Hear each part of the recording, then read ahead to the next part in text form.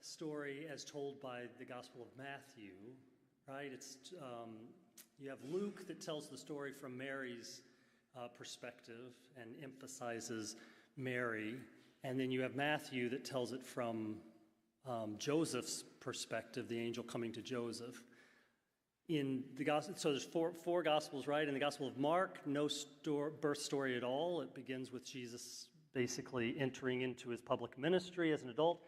In John, you have the mystical, more of the mystical. In the beginning was the Word, and the Word was with God, and the Word was God. That's the birth story, so to speak, at the beginning of time in the Gospel of John. So it's interesting, these different angles that illuminate something particular about the communities that the Gospel writers were writing out of, and about God and Jesus himself.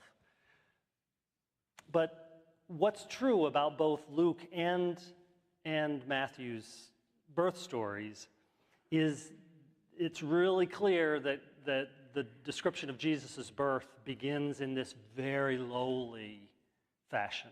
God comes at Christmas in a very low way. As a vulnerable baby of poor parents to an occupied people, as a refugee from political violence, eventually as a wandering homeless man, nowhere to lay his head, followed around by fishermen, mostly, and women, tax collectors, prostitutes, and then he dies as a criminal on a cross, executed by the state. So why, I mean, it is like as low as you could go, as low as you could go. And the answer to why is actually very simple, right? The answer of why God incarnated so lowly instead of with dramatic pomp and circumstance, with great power and great immediate consequence, it was in order to leave no one out. That's how God had to come, to leave no one out. We have a hard time getting that simple concept that God leaves no one out. Or maybe we just don't want to get it. Because there are people that most all of us would rather leave out, if we're honest, right? They are not one of us. They don't believe the right things. They don't love the right people. They don't look like we do, or are not as good and righteous and clear as we are. Jesus himself, in no uncertain terms, we see throughout the gospel, did not operate like that. And all the gospel writers make that really clear. John the mystic, Mark the sort of immediately moving towards the crucifixion, they all make it clear. Jesus did not operate like that. No exclusionary spirit to Jesus at all.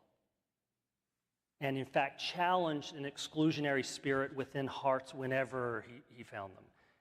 And just as the disciples, are getting kind of into the whole, wow, we are following Jesus here, he nails them for getting into that kind of prideful stance. Hey, Jesus, did you hear someone's using your name and doing miracles? And Jesus is like, yeah, okay, what of it?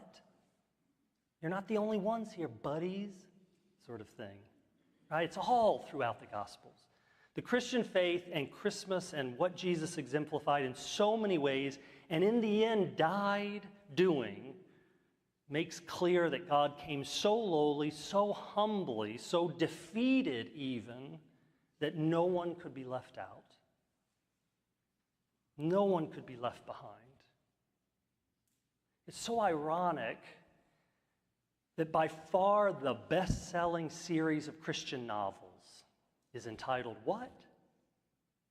The Left Behind series. Right? By far the best-selling Christian novel series. The Left Behind series. We eat that stuff up.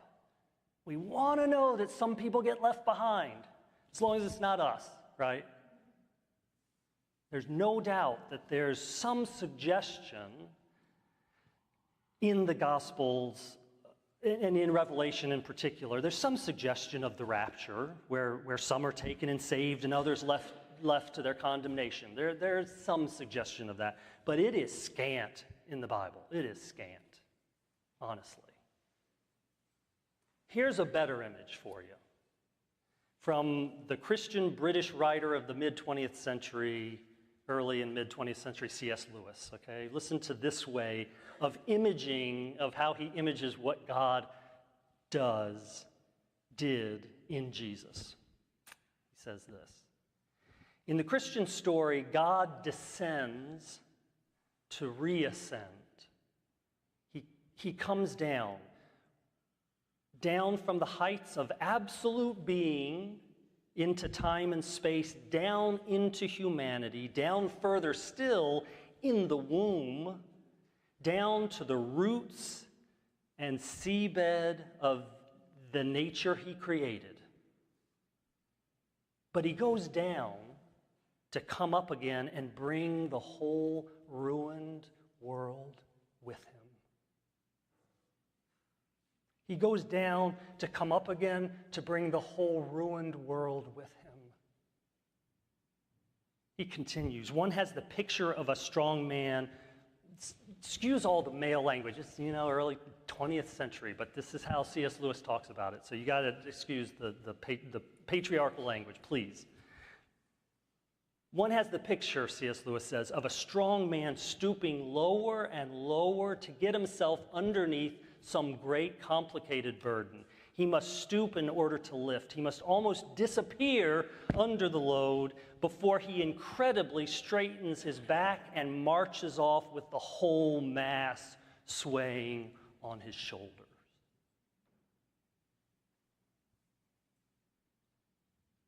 The whole mass swaying on his shoulders.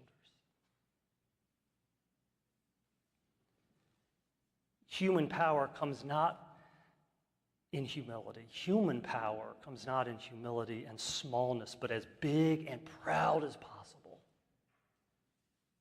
We come with power in our religion itself even, trying hard to make it more and more respectable and serious and grand and dignified. But that's the thing, it wasn't. The start of it wasn't grand. It wasn't respectable. It wasn't serious. It wasn't dignified. It was quite the opposite. And if you make it those things, then you necessarily begin leaving people out. We are respectable here and don't have any room for the disreputable. We are serious here, have no room for the silly. We are grand here and have no room for the insignificant and the trivial. We are intelligent here and have no room for the uneducated. We are dignified here, have no room for the undignified.